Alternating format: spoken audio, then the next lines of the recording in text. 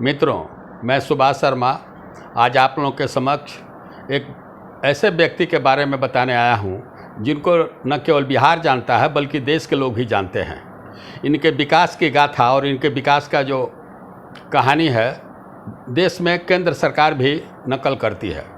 मैं श्री नीतीश कुमार माननीय मुख्यमंत्री बिहार के संबंध में कुछ बताने आया हूं। श्री कुमार के ज़िला नालंदा में मैं करीब 10 वर्षों तक सेवा किया है और इनको करीब से देखा है।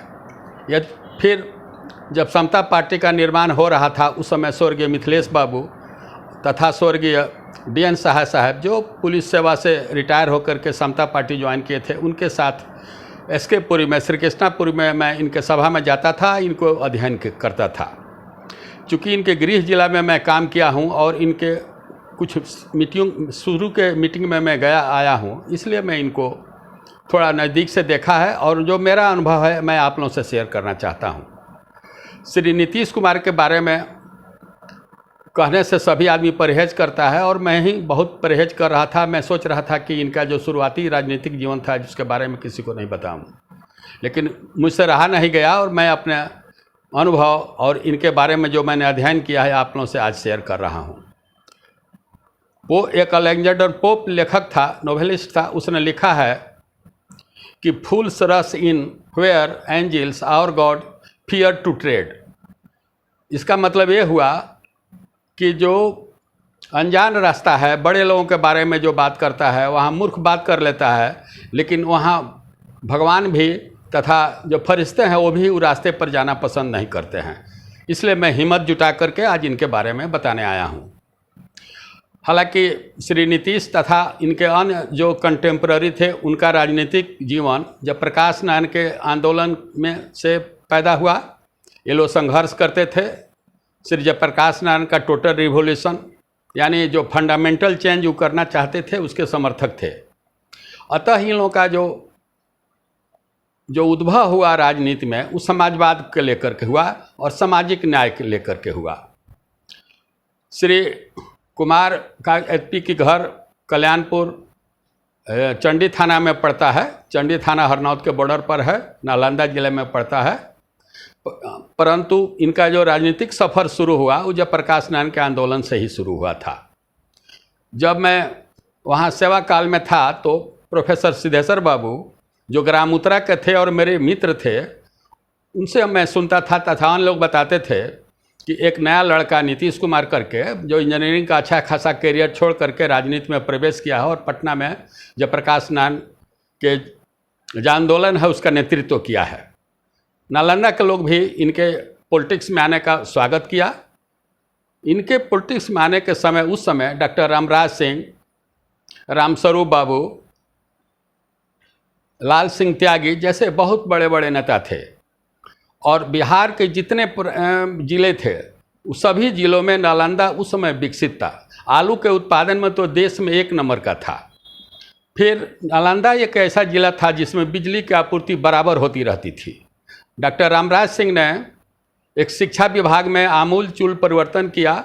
जो हाई स्कूल था जो निजी लोगों के हाथ में था उसका सरकारीकरण किया और सब सरकार जो है हाई स्कूल को ग्रहण कर लिया। फिर उसी के समकालीन लाल सिंह त्यागी थे जिनको मैं बिहार का दूसरा गांधी मानता हूं। लाल सिंह त्यागी 80 वर्ष की आयु में पाली भाषा में MA करने के लिए पढ़ाई कर रहे थे। मुझे उत्सुकता हुई, मैं उनसे मिला और कहा कि सर आप जो है इतना उम्र हो जाने पर आप पाली का अध्ययन कर रहे हैं और MA की परीक्षा देने की तैयारी कर रहे हैं। उन्होंने कहा कि देखिए पाली भाषा में भगवान बुद्ध का बहुत संदेश है जिसका हूबहू ट्रांसलेशन बढ़िया से नहीं हुआ है। अतः पाली भाषा का अध्ययन कर मैं बुद्धा को जानना चाहता हूँ, बुद्ध के सिद्धांतों को जानना चाहता हूँ। इसलिए उम्र का कोई मायने नहीं है, मैं अंतिम समय तक सीखते रहता हूँ और परीक्षा देते रहूँगा। मैं इसलिए इसमें MA करूँगा। खैर एनीवे, मैं जब वहाँ पर था तो मालूम हुआ कि और पता चला कि श्री नीतीश कुमार हरनौत से चुनाव 2 बार हार गए।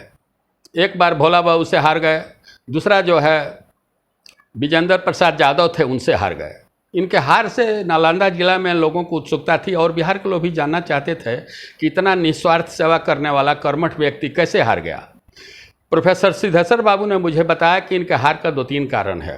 पहला कारण है कि यह निजी काम नहीं करते हैं। लोगों का कहना है कि कोई अपना ट्रांसफ़र पोस्टिंग, बहाली या कोई और काम के लिए जाता था तो ये कहते थे कि निजी काम हम नहीं करते हैं, कोई सार्वजनिक काम कराना हो तो बताइए। हॉस्पिटल बनवाने के बारे में है, नया रोड बनवाना हो, रेलवे लाइन का विस्तार करना हो, इस तरह से जिसमें सार्वजनिक लोगों को फ़ायदा होता है, निजी लाभ हानि के लिए हम काम नहीं करते हैं।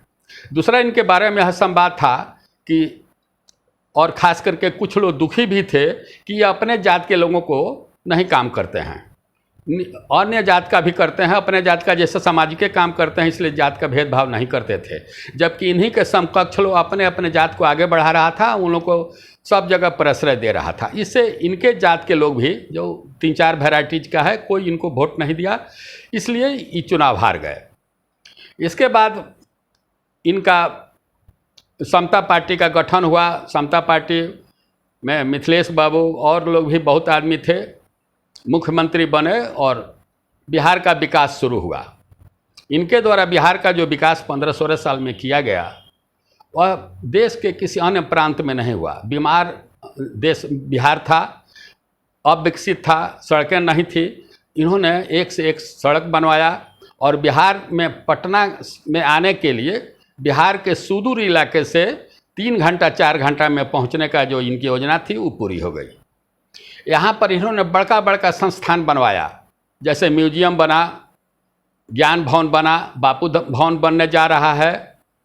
इस तरह से गंगा पथ जो बना, जो बॉम्बे का मेरिन ड्राइव है उसी के तर्ज पर बना है और अद्भुत है, लोगों को बहुत अच्छा लगा। इधर आकर के 15-16 साल के बाद अचानक इनको लगा कि बिहार की राजनीति बहुत हो गई, अब हम केंद्र का राजनीति करेंगे।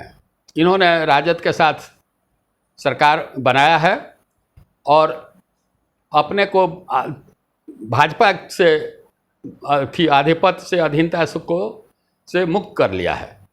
इनको उम्मीद थी कि हम केंद्र के राजनीति में जाएंगे और जैसे ही हम घोषणा करेंगे कि भाजपा के से हम अलग हो गए हैं तो देश के जितने नेता हैं, अन्य विपक्षी दल के नेता हैं, सब स्वागत करेगा लोग और हमको नेता मान लेगा लोग। लेकिन ऐसा नहीं हुआ। ये बात सभी नेताओं से किए, सबसे संपर्क करके वापस आ गए और इनको भीतर से लगने लगा कि जिस उत्साह से हम गए थे वैसा रिस्पॉन्स नहीं मिला। मित्रों, नीतीश कुमार जैसे विकास पुरुष के लिए बिहार में रहना मेरे विचार से भी बहुत ज़रूरी था। यदि कुछ दिन और मुख्यमंत्री बिहार में रहते तो हम समझते हैं कि देश में जितने प्रांत हैं उसमें बिहार उत्तम प्रांत बनता। लेकिन इनकी अभिलाषा है और जब केंद्र में जाकर के प्रधानमंत्री के दावेदारी पेश करेंगे या बनना चाहते हैं, या इनके लोग भी इनको प्रोजेक्ट कर रहे हैं, इस पर प्रशांत किशोर का एक प्रतिक्रिया आई कि इनके केंद्र में जाने से कोई असर पड़ने वाला नहीं है और वहाँ जितने विपक्ष के नेता हैं अपने आप में नेता राष्ट्रीय स्तर पर घोषित कर रहे हैं। जो भी हो, मैं नीतीश कुमार के जो बारे में बताया मेरा अपना पर्सनल अनुभव था, इनको मैंने देखा था और मुझे इनके लिए शुभकामना है। और आने वाले समय में मैं फिर एक बार आप लोगों के समक्ष मेरे पास और इनके जो गुण हैं उसके बारे में आपसे हम प्रकाश डालेंगे। धन्यवाद।